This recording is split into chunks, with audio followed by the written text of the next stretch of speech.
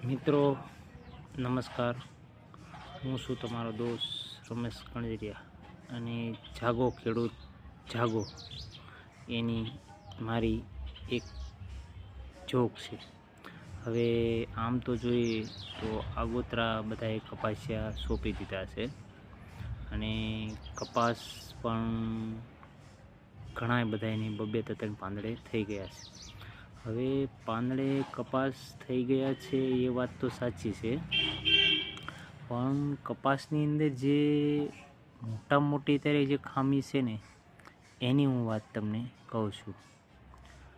જો આપણે આમ ગણવા જઈએ તો નાનો બાળક હોય એને આપણે કંઈ ખોરાક ન આપીને તો એ હાલતા મોડું શીખે એવું પહેલાં ગઢા આપણા કહેતા હતા. કેમ કે એને પોષણ અને ખાવા તત્વ જે મળવું જોઈએ ને ખોરાક એ મળ્યું નથી, જેને કહેવાય માનું ધાવણ.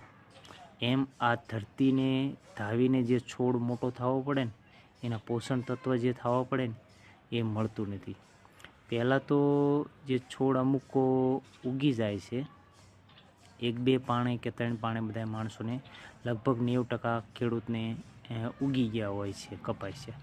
પછી જે એની પ્રોબ્લેમ હોય છે કે આજુબાજુમાં લૂ લાગે છે, તાપ લાગે છે અને તાપના લીધે છોડ વિકાસ કરી નથી શકતો. કેમ વિકાસ નથી કરી શકતો? કેમ કે એની પાસે એક જ મૂળ હોય છે અને એક મૂળથી વિકાસ કરી શકે નહીં. એનું કારણ છે કે તમે તડકો ઉપર લાગે છે અને ભોં એટલી ગરમ હોય છે એટલે એ મૂળ વિકાસ કરી શકે નહીં. અને એના માટે 100% રિઝલ્ટ આવ્યા એટલે હ્યુમિક એસિડ, ફોલિક એસિડ અને ટ્રાઇકોડર્મા બેક્ટેરિયા, આ ત્રણેય મિક્સનું કોમ્બિનેશન એ લિક્વિડ એ બજારમાં તો મળતું હોય કે ન મળતું હોય તો મને ખબર નથી, પણ અમારી પાસે હાલમાં ઉપલબ્ધ છે અને એનું 100% રિઝલ્ટ હોય છે.